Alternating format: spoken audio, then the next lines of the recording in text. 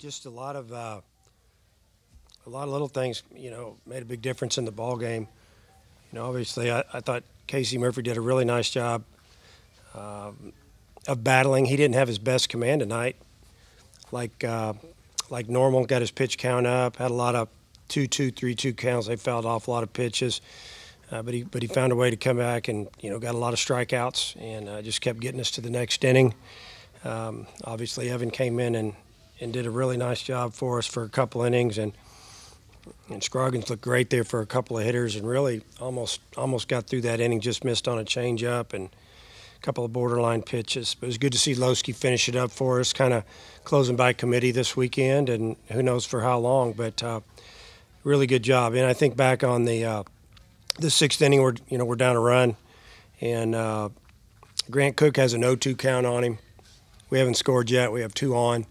He battles and he fights back, and he ends up getting a walk and loads the bases to get to Kenley. That was a huge at bat for us to get that walk, push the runners around a little bit, and then obviously Kenley battled, the left-hander, 7 or 8 pitches and finally got a base hit. Kind of broke that little funk we were in about coming up with that big hit with 2 outs. You could almost just feel a little bit of a burden lifted off our players, and of course we scored 2 more runs. And but Grant got the big walk, Kenley got the big hit, then we got another walk and then another hit. The right fielder made a really nice play. So it ended up being a really kind of an interesting game, a little nerve-wracking for the coaches and players, but it was a good ball game.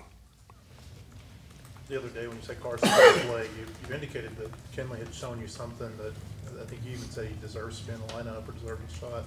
What did you see from him? Well, first off, he's just such a good defender. He's got a really good eye at the plate. He'll take a walk. Usually he gets bunts down. He didn't do a real good job last night of getting it down, but he's very dependable in the little things that help you win. And then he's been swinging the bat really good in batting practice. He's hitting balls out of the park and hitting balls all over the field. And, I think about his first at bat in I don't know if it's the second inning, third inning, whenever he flew out to left. That ball's in the air for 7+ seconds. He was almost to second base because he hustled when the left fielder caught the ball. And it's just those little things that stand out to me a little bit. And some people don't watch it. I still do, and I appreciate that effort. If anybody deserved to get that hit, it was him.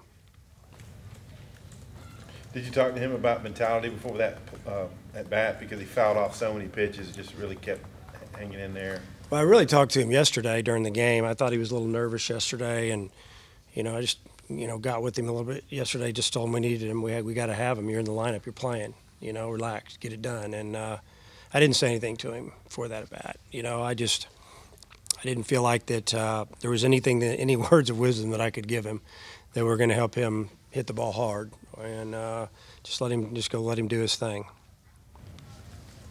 You had 17 strikeouts the other night. You had 16 tonight. You haven't given up a lot of runs this week. What have you thought about how your pitchers? Well, the pitching staff has done a great job, and we've done it with a lot of different kids, and that's a good thing because I just told them out in the outfield after the game that was a good team win. We used a lot of people. Got guys sick, got guys filling in. Used more bullpen than we've used, and guys that maybe haven't pitched in the league as much. And if we're going to play for a while, we got to have those guys.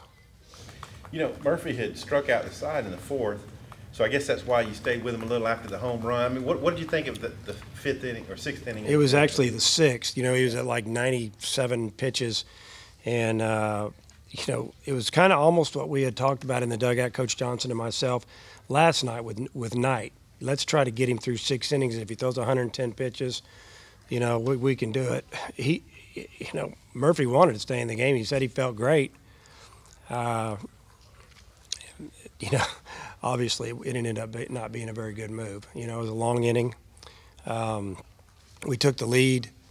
We feel like we're a little bit short in the bullpen, and with experience in this type of situation, maybe we tried to squeeze a little too much out of him. If he gets him out, it's okay. But since he didn't, obviously it wasn't. So, just glad the team picked us up.